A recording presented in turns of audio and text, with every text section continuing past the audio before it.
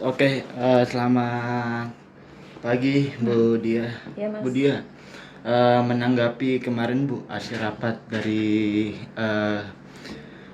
RDP dengan Komisi 3 terkait dugaan ayah kandung Nizam yang terlibat dalam aniaya si Nizam ini. Mungkin seperti apa sih Bu apa ya, bisa diceritakan seperti apa? Oke, baik.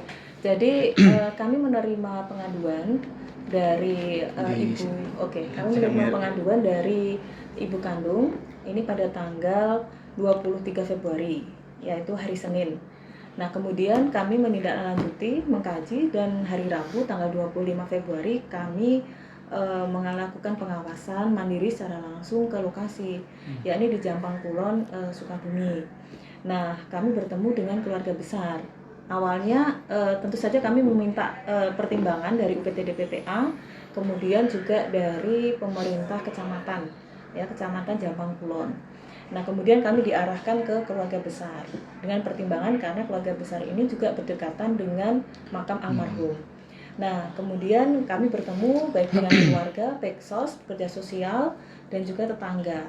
Nah, informasi yang kami dapatkan adalah bahwa memang ayah kandung ini juga sering melakukan kekerasan kepada anak NS, ya, yang tentu saja tidak hanya sekali dua kali, ya, sejak kecil, tetapi lebih intens di 4 tahun terakhir. 4 tahun terakhir itu berarti ya sejak tahun 2021 lah ya, 2021 hingga sampai Ananda NS ini meninggal dunia gitu. Nah, dari keterangan berbagai pihak inilah yang kemudian kami rangkum, terus saya sampaikan kepada pimpinan sidang ketika RDP kemarin. Dan sebelumnya sebenarnya kami sudah menyampaikan kepada Pak Kapolres Sukabumi bahwa ini yang kami temukan nih, fakta di lapangan. Jadi mohon bisa ditindaklanjuti begitu. Oke, untuk bentuk penganiayaan itu sendiri seperti apa sih Bu?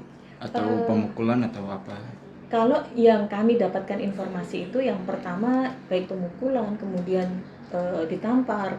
Tetapi kalau melihat melihat lebih jauh, tidak hanya itu, ternyata ibu kandung pernah menyampaikan juga anak sempat disudut rokok, ya, dan lain sebagainya begitu, Mas. Oke, untuk KPI sendiri kan mengetahui ini dari keluarga besar ya, atau dari tetangga. Dan yang Dan pekerja sosial. Nah ya. iya, itu kemarin kan saya sempat mendengar bahwa sempat dikasih tahu ya atau diingatkan dari pihak betul. tetangga. Namun jawaban dari pihak tetangga dari jawaban dari ayahnya itu seperti apa Bu? Ya, jadi saya tanya ke keluarga besar, ini kan banyak nih keluarga, apakah nggak ada yang mengingatkan sama sekali? Sudah diingatkan, tetapi jawaban dari si ayah kandung ini adalah, ini anak saya, jadi ini urusan saya, jangan ikut campur gitu ya. Begitu juga tetangga yang mengingatkan gitu ya, tetangga juga mengingatkan, Bu, nggak usah keras-keras sama anak gitu ya, tetapi jawabannya juga sama, ini anak saya, nggak usah ikut campur. Sehingga ketika dijawab seperti itu, baik keluarga besar ataupun juga tetangga ini sudah pada akhirnya ya sudah menyerah gitu untuk tidak mengingatkan kembali. Nah, ini sebenarnya titik balik keabaian kita semua kan di situ ya. Pada akhirnya terjadi filisida ini. Ya. Nah itu maksudnya menyayangkan sih enggak sih Bu dengan jawaban seperti itu. Maksudnya kan ini emang anak kecil kan ya Bu? Ya jelas kami menyayangkan. Jadi kami juga menyampaikan ke keluarga besar bahwa hal seperti ini sebaiknya tidak kita abaikan. Meskipun sudah mengingatkan, kalau keluarga besar tidak mampu, cari orang yang paling ditakuti si ayah ini misalnya, ya.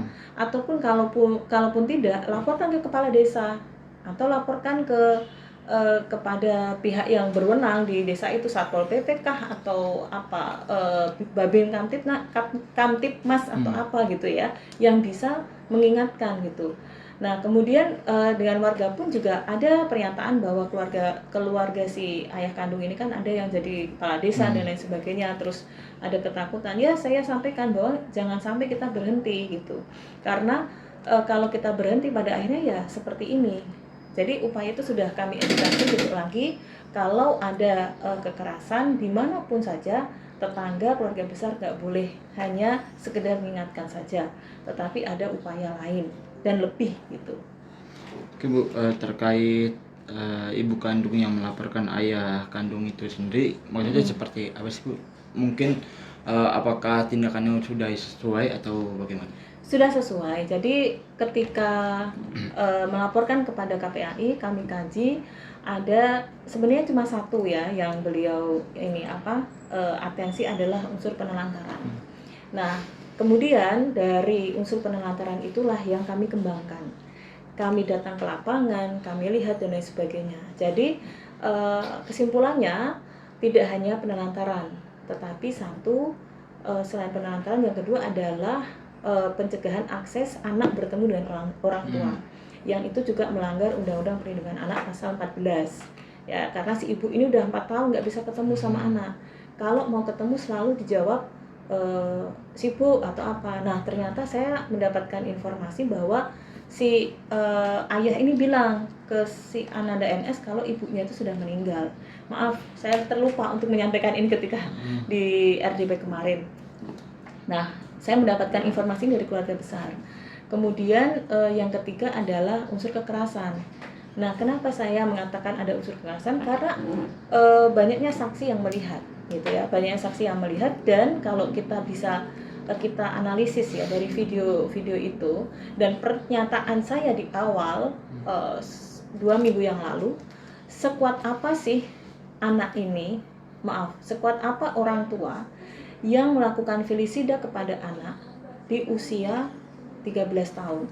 Kenapa? Karena data di KPAI, anak-anak korban felisida itu rata-rata usia di bawah 10 tahun, Mas. Jika pelakunya ibu. Nah, karena ini pelakunya ibu tiri, ya ibu kandung atau ibu tiri. Pelakunya ibu tiri dan anak ini usia 13 tahun, berarti kan anak sangat lemah sekali. Tetapi hipotesa atau kesimpulan sementara yang kedua, bisa jadi bahwa si ibu ini tidak melakukan sendiri. Nah, jadi di jeda waktu itu mungkin juga ayah juga melakukan. Nah, itulah yang kami yang kami agak terlupa menyampaikan kemarin ketika RDP.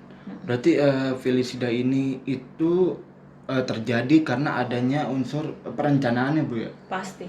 Perencanaan antara kedua belah pihak ini ya? Atau bagaimana Bu? Enggak, jadi felisida, pembunuhan yang dilakukan orang tua kepada anak itu selalu ada unsur perencanaan. Kenapa? Karena sebelumnya sudah ada kekerasan-kekerasan yang terjadi. Kemudian apakah di sini ada kong kali kong ibu dengan anak? Kok saya mungkin nanti kepolisian yang mendalami, tetapi yang kami tangkap perencanaannya di sini adalah ibu menyediakan air panas, itu sebenarnya udah bagian dari perencanaan. Nah, kalau ayah karena melakukan secara berintens gitu ya, mungkin juga dijeda waktu 3 hari, karena kalau dilihat lukanya Mas dari video yang kemarin ditampilkan itu luka di tanggal 15 dan di 18 itu beda. Luka di tanggal 15 itu tidak ada sundutan. Di sini matanya juga tidak terlalu bengkak, kemudian tidak ada kayak sudutan rokok atau apa gitu ya, atau melepuh atau apa gitu. Terus di tanggal 18 luka itu ada. Nah, coba dicek lagi, luka itu ada. Saya dan Mbak Sri dari LPSK kami berdiskusi, bisa jadi kemungkinan di jeda tanggal itu bisa jadi ayah mungkin terlibat juga. Gitu. Tapi apakah mereka berdua merencanakan? Saya belum berani mengatakan, dan itu wewenang kepolisian. Emang ada faktor perencanaan ya sebagai ini. Mungkin dari KPI sendiri waktu bertemu dengan keluarga besar almarhum ini, keluarga maksudnya nggak sih bahwa ini tuh adanya perencanaan antara ayah kandung dengan ibu tiri ini? Ya. Berarti keluarga nggak ngeh ya? Nggak. Ya karena melihat bahwa ya ini sering saja mereka si anak ini dipukul gitu. Sering melihat orang tuanya dua-duanya nih melakukan kekerasan pada si anak NS. Oke. Bu, mungkin sejauh mana Bu pihak KPAI sudah melakukan upaya ini dalam kasus Nizam? Ya, yang jelas kami memastikan proses hukum ya Ananda NS ini bisa sesuai dengan Undang-Undang Perlindungan Anak, proses hukumnya cepat ya. Kemudian yang kedua kami mengawal sampai nanti ada putusan persidangan, dan kami berharap memang kedua si ibu ini yang saat ini sudah tersangka ini dijatuhkan hukuman yang berat ya, karena pelakunya adalah orang terdekat, maka ditambah sepertiga hukuman dari tuntutan. Kemudian kami juga memastikan ya proses hukum pada ayah kandung ini gitu sampai sama dengan ibunya. Oke, saya juga baca sebuah artikel bahwa pihak ayah Nizam itu membantah Bu terkait dugaan adanya kekerasan dalam kasus ini. Mungkin nanggapinnya KPI seperti apa sih? Tidak apa-apa, silahkan, karena kekerasan sejatinya tidak hanya berbentuk fisik.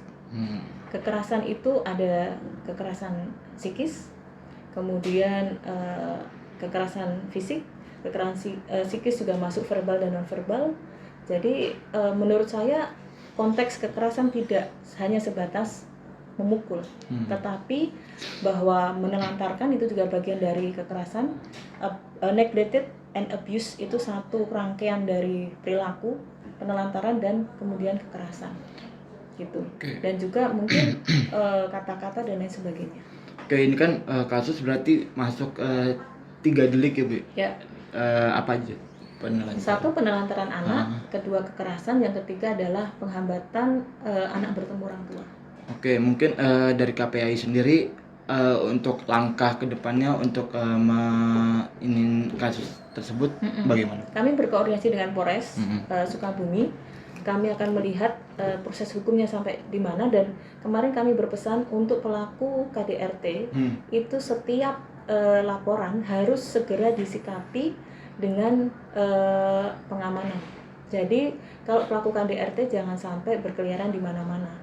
Nanti khawatirnya kejadian seperti di Jagakarsa beberapa waktu yang lalu itu terjadi di mana orang tua pelaku KDRT dia justru tidak ditahan, belum ditahan, terus malah melakukan kekerasan pada ketiga anaknya.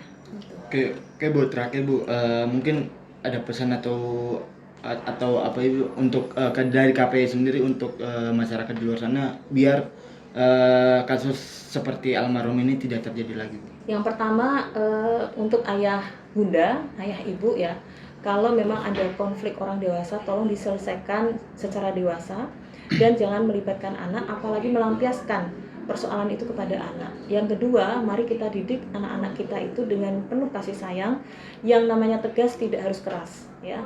Kemudian yang ketiga, pastikan ruang yang keluarga itu ruang yang aman bagi anak sehingga anak bisa tumbuh kembang sesuai dengan apa yang diharapkan, dan tentu saja anak-anak kita ini menjadi penerus kita di masa yang akan datang gitu. Dan terakhir, kami sangat berharap kasus felisida ini jangan terjadi lagi di Indonesia. Karena felisida adalah salah satu kekerasan atau penyebab kematian pada anak ya, selain dari kekerasan yang lain. Dan di Indonesia datanya cukup tinggi. Dan pelakunya felisida adalah orang tua atau orang terdekat. Gitu. Oke Bu, terima kasih banyak.